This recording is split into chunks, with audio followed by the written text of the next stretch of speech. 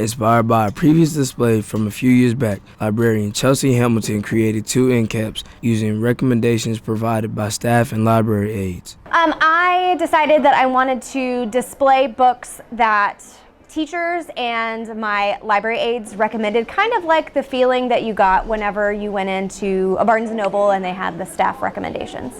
Previously, the end cap included staff picks, but Hamilton decided to include library aide favorites to have both student and teacher recommendations. There's a small collection of realistic fiction, fantasy, graphic novels, and nonfiction. With this year's favorite end caps, Hamilton hopes to open minds and possibly make connections with students and teachers. So I hope that students realize that we teachers, adults, we still read a lot of the same kinds of things that we used to read when we were their age, and so there potentially is a connection that a student can make with a teacher, or just a different book that they didn't realize was on the shelf, having it on an end cap so that they can see it.